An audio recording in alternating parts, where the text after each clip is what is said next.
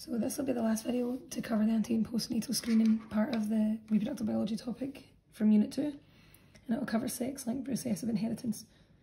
Now this is probably the most complex in terms of the genetic crosses and pedigree charts you'll have to look at, although if you follow the procedure that I'm going to give you, it will actually become quite straightforward. So I've had most of this stuff written down just so I can spend more time on the crosses. But initially, to point out that in this example, unlike all the other examples, males are affected far more than females, and that's important to know, because if you spot a typical sex-linked cross, most of the time you'll have more males that will be affected by a condition than females. Now, in terms of diseases, haemophilia and red-green colour blindness are the two that are often the ones that they refer to in questions. And as a wee hint, females can be carriers, so they would have a recessive condition that they wouldn't show in their phenotype, but they could pass the condition to their sons and have an affected child that was a boy. Now I've given a wee diagram up here to show you what a sex-linked gene is. In females, they'll have two copies, two alleles, but in males, on the X chromosome they'll have a set of genes, alleles, but they won't have anything to pair with it on the Y. Now I'll explain what that means just now when I do the cross.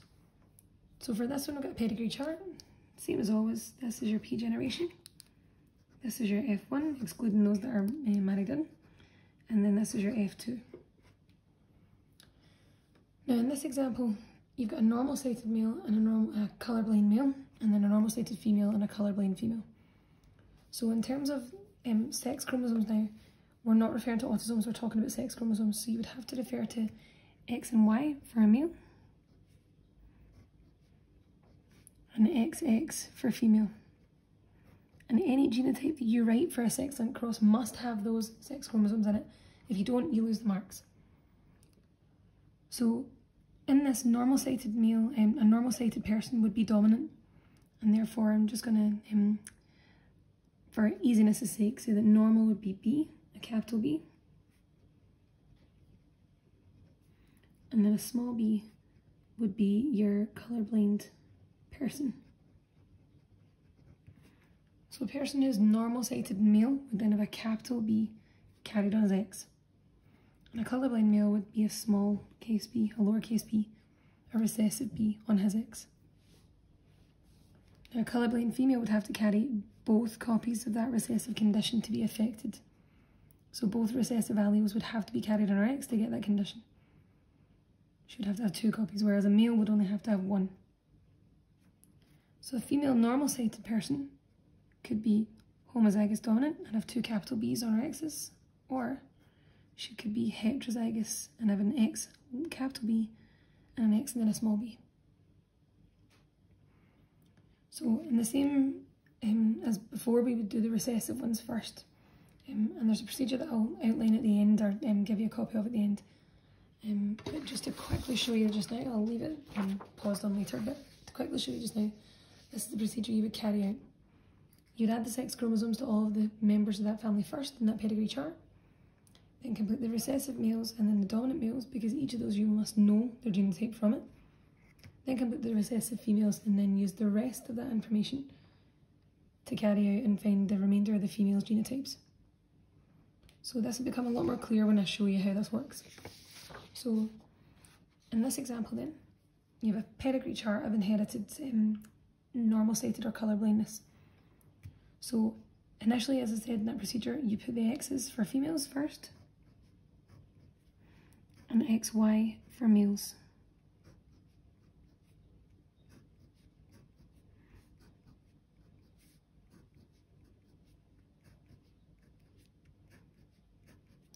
And notice I'm leaving some space in between my X's just to give myself a little space to put the other parts of the genotype on. And that would be XY, apologies. And then this one XY, this one XX. So I've done my sex chromosomes now. What I would need to do now is do the recessive males. So all the ones that are affected, that are colourblind males, would have a small b on their X. Yeah, because they're only affected if they carry that recessive allele on their X chromosome. All the dominant males, the white coloured boxes, the ones that are normal-sighted, would have to have a capital B.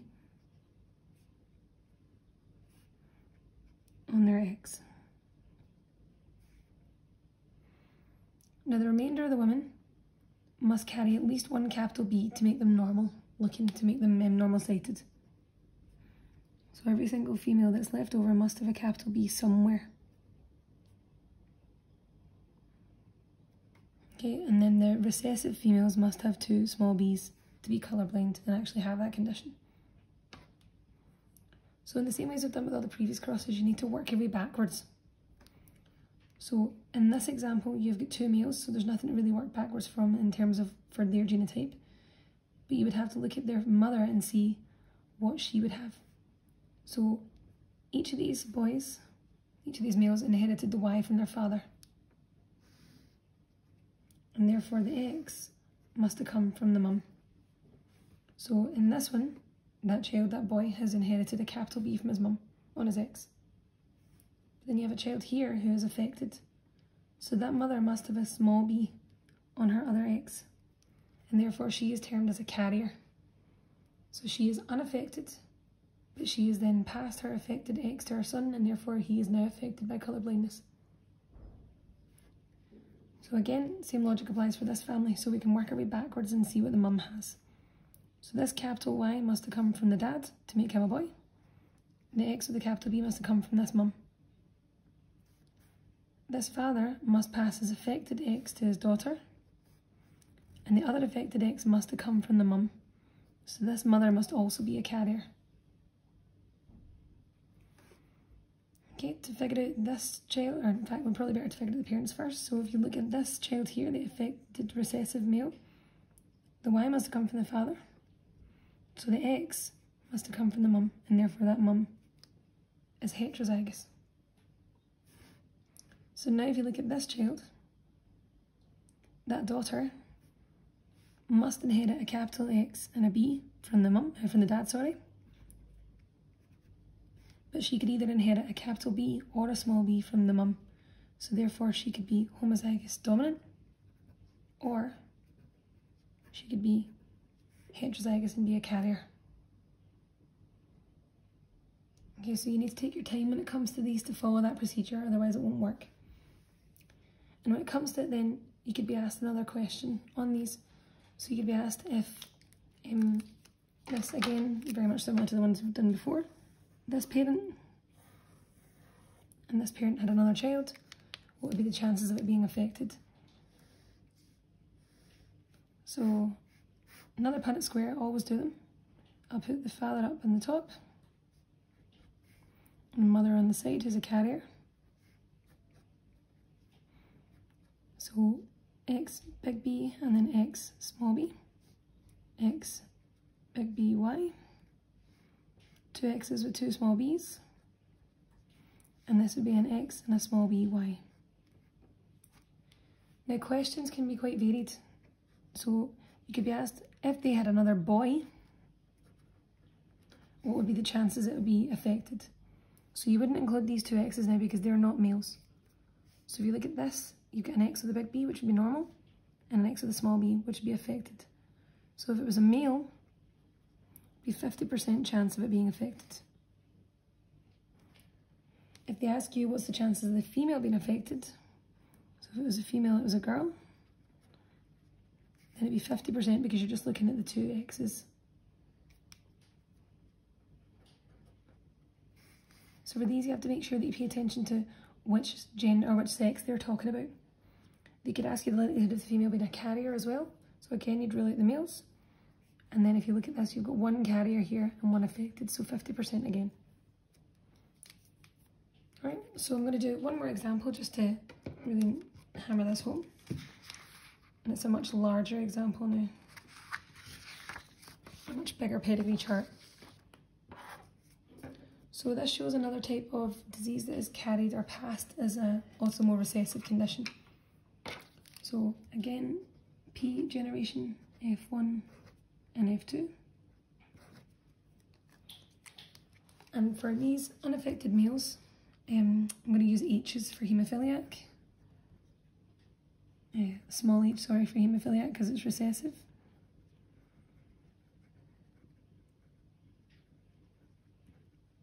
And then a capital H if you're unaffected. So in this example, males, because they are males, they would have to have an X and a Y. If they're affected in haemophiliac, they would have to have a small h on their X. If they're unaffected, they would have to have a capital H. Haemophiliac female, she would have to have an X, or two X's, sorry, and then if she's haemophiliac, she must have two small h's. Now an unaffected female can be homozygous dominant, because that's two unaffected alleles, or she could be heterozygous and have capital H and a small h and then be a carrier. So again, follow the procedure and you do the recessive males first once you've done all the sex chromosomes. So all the circles are XX, all the squares are XY.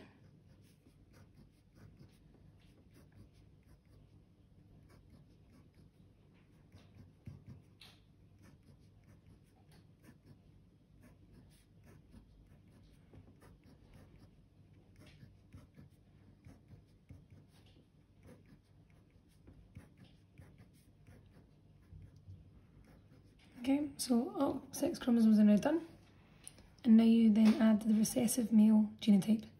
So anyone that is black squared would have a small h on his X.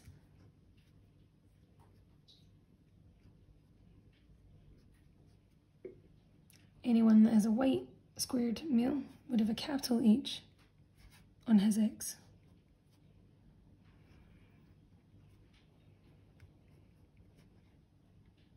Right? Now, also recessive females are really easy to pick out because they must have two small h's on their X. And again, as a reminder at that point, that there's less females affected than males because there's 4 male boxes that are affected and only 2 female that are affected.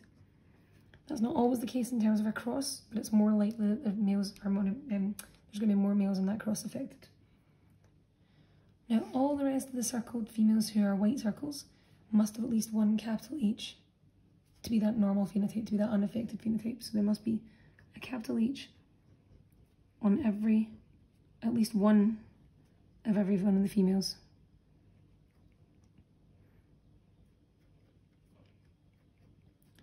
And now what you need to do is work your way back to find out what the children would have to have, or what the parents would have to complete the rest of the genotypes.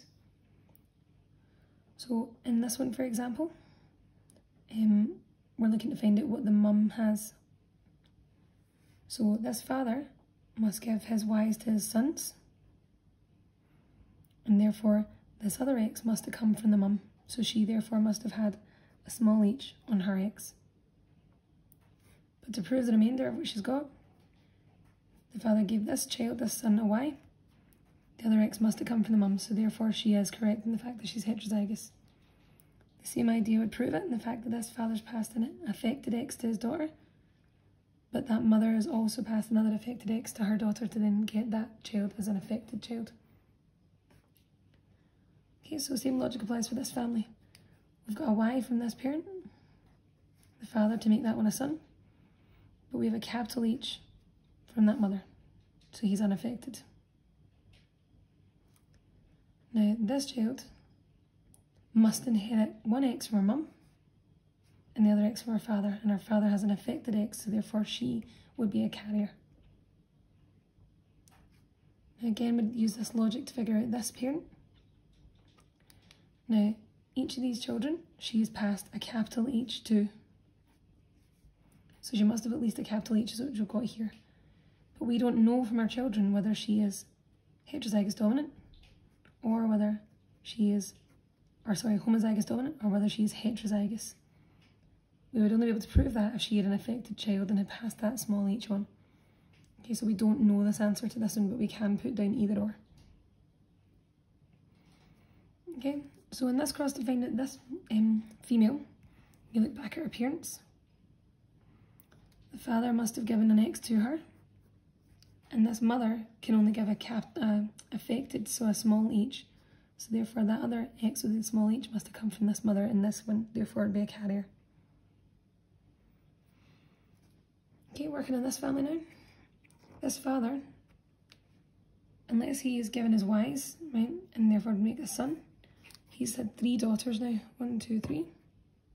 He passes his X, which is affected to every single one of them. So therefore that child would be a carrier, this child would be a carrier, and this child would be a carrier, which is proven that. Now again, we can work out what this mum, or potentially try to work out what this mum's genotype would be. She must have a capital H to make all of her daughters unaffected, and she's unaffected as well. But we don't know whether she is homozygous dominant or whether she is heterozygous and therefore a carrier. Okay, same logic with this one. So the father must pass his X's to his daughters, so therefore he's passed this one. We don't know whether the mum has passed then this capital one, the dominant allele, or whether she's passed this recessive one. So this child could be homozygous dominant or heterozygous. Now again, we could do another cross based on this. So I would say that, say for example, parent A and parent B are going to have another child. Question could either ask about whether it's going to be a daughter or a son or just a child in general. So put the father at the top. Doesn't really matter which way you put it, but as long as they've not told you to put it a particular way, it doesn't really matter. Okay, mother, who's the carrier on the side. Now in this, you have X capital H, then X capital H, Y, X capital H and X small h, so heterozygous, and then X small h, Y. So out of those 4 potential genotypes, if the question asked, what's the chances of any of their children being affected, then it'd be 1 out of the 4, because only 1 has enough of those recessive alleles to then show through in the phenotype. If they asked about males then, however, it'd be 1 and 2, or 50%, because there's only 1 out of the 2 boys, potential boy genotypes. They could ask you what's the chances of any of the children being unaffected. You take out your recessive one, so therefore that's 75%, or 3 and 4.